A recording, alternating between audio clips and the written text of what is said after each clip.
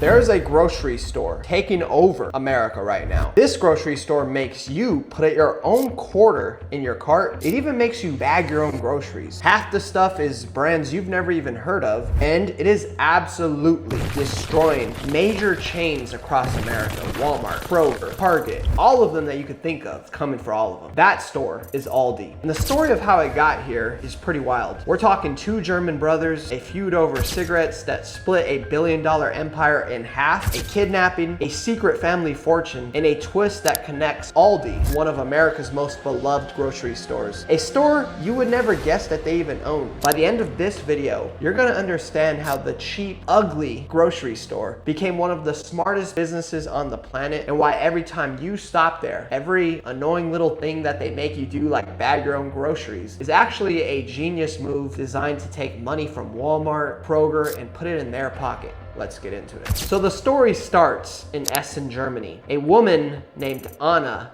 Albrecht opens a tiny grocery store back in 1913. She has two sons, Carl and Theo. They grow up in that store. Then World War II happens. Both brothers serve, both come home, and in 1946, they take over their mom's little shop. Now here's the thing about Carl and Theo. They were obsessed with being cheap. Not cheap quality, cheap prices. Their entire philosophy was strip out everything unnecessary. Basically minimalist before it was cool. Keep cost as low as humanly possible and pass those savings to the customer. No fancy displays, no big advertising, no frills, just low prices. And it worked. By 1955, they had 100 stores across Germany. They named it Aldi, short for their name Albrecht Discounts. The brothers had basically invented the modern discount grocery model, and they were dominating. But success didn't keep them together, because in 1960, these two brothers got into a huge argument, and the argument was so dumb and so consequential that it literally split their empire into two. So what did they fight about? Cigarettes. I'm serious. The most widely reported story is that Theo wanted to start selling cigarettes at the checkout counter, and Carl was against it. His logic was that cigarettes would attract shoplifters and thieves into the stores, and that was it. That was the disagreement that broke up one of the most successful business partnerships in history. Now I have to be honest here, because this is the internet and someone will fact check me. The Albrecht family was never officially confirmed the cigarette story.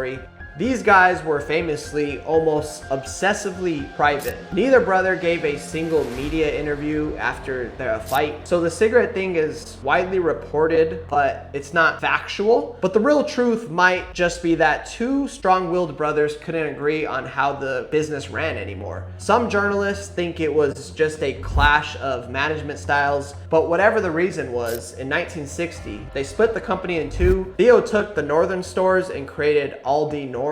Carl took the southern stores and created Aldi South. They literally divided Germany down the middle, each brother taking half the country, and by 1966, the two companies were completely separate. Different ownership, different management, totally independent. Two Aldis. Same name, same family, but run by two brothers who had split over a pack of cigarettes. Remember this split because it's the key to the twist later. Stay tuned. Okay, so let's talk about why Aldi is so cheap, because this is actually the brilliant part. And once you see it, you'll never look at this store the same way. Every single thing that seems annoying or a little weird or just different about Aldi is a deliberate cost-cutting weapon. Let me walk you through it. Number one, the products. A normal grocery store carries around 30,000 different products. Aldi carries about 1,400. That's it. And around 90% of them are Aldi's own private label brands, not name brands. And why does this matter? Because fewer products means simpler supply, which means more buying power per product and no paying for expensive name brand marketing. They make a store brand cereal that tastes like the famous one, but for half the price. And they keep the difference. Number two, the quarter cart. You have to put a quarter in to unlock a shopping cart, and you do get that quarter back when you return it, but it's genius. It means Aldi doesn't have to pay someone to go out and collect carts, so that's less employees. Customers do it for free to get their quarter back, obviously. Tiny detail, massive labor savings across thousands of stores. And number three, you bag your own groceries. Again, that's labor that they don't have to pay for. They also charge you for the bags, which nudges you to bring your own or pay them for their bags. Just more savings things all together for Aldi. Number 4, look at the shelves. Aldi often stacks the products in the cardboard shipping boxes they arrive in. Right on the shelf, no employee spending hours making everything look pretty. The box is the display. Less labor, faster restocking.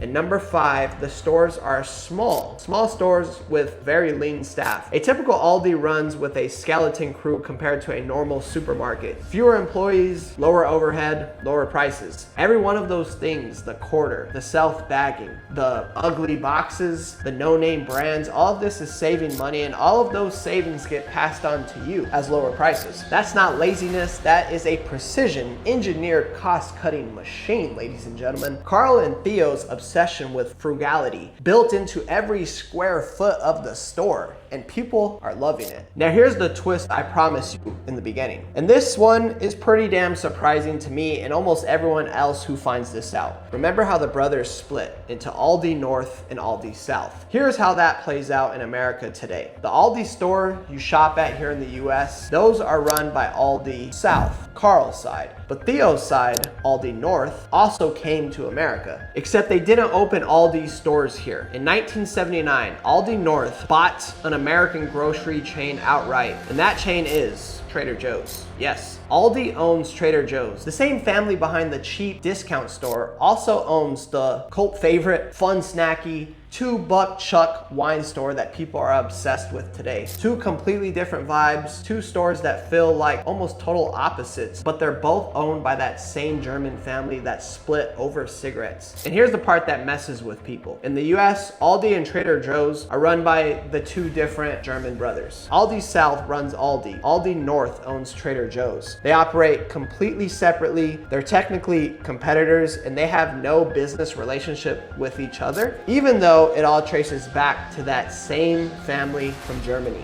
The family feud literally created two of America's favorite grocery stores right now, and most people have no idea that they're related at all. And because this is a true billionaire family saga, it gets even crazier. Two quick things. One, in 1971, Theo, one of the founders, was kidnapped and held for ransom for 17 days. The family reportedly paid millions to get him back, and in true frugal fashion, the story goes that Theo later tried to claim the ransom payment as a tax-deductible business expense. You literally cannot make this up. And two, these guys became some of the richest people in the world. And to this day, the fortune of this family is worth tens of billions of dollars. Carl's side and Theo's side each sit on fortunes north of $16 billion. But the family's also been torn apart by fights over the money, lawsuits, accusations of relatives spending the family fortune too lavishly. The whole thing, it's basically a real life episode of Succession, except instead of a media company, the empire is built on cheap grocery stores and quarter operated shopping carts. The richest, most private, most frugal family you've never even heard of, and you fund them every time you grab a cart. So bring it back to today. Why is Aldi taking over America right now? Because we're in an era where everybody's feeling squeezed on prices, and Aldi's entire 70-year-old business model is built for exactly this moment. 1 in 3 American households right now shop there. Their store traffic is growing faster than Walmart, Costco, Kroger. They are opening new stores at a relentless pace, pouring billions into expansion, while traditional grocery stores are stuck, trying to compete with Walmart on price and offer a fancy experience and bleeding money, honestly. Or both. Aldi just does one thing and it does it ruthlessly well. Dead simple, no frills, lowest possible price. The same obsession Carl and Theo had in 1946 just scaled to thousands of stores. The lesson hiding in there for any business is you don't have to win by being everything to everyone. You win by picking one thing, being ruthlessly disciplined about it, and never apologizing for it. Aldi isn't ashamed of being cheap and little different. Being cheap and different is the entire strategy, and it's beating everyone right now. So next time you go to Aldi and you're putting a quarter in that cart and you're bagging your own groceries, just know you are standing inside a 70-year-old masterclass in business built by two German billionaire brothers who split over cigarettes and actually built two of America's favorite grocery stores right right now. If you learned anything today, please like and subscribe. I'm gonna be doing a ton of business breakdown content, videos, succession stories, but also failure stories. I find this stuff genuinely super interesting, and I hope you do too. And I'm trying to entertain while also inform and educate a little bit. And yeah, if you guys are into that business, finance content, I'm gonna be posting very frequently, and I'm hoping to start to grow this channel. So I'm excited. Come along for the ride and hit that sub button, and I'll see you guys on the next one. Peace.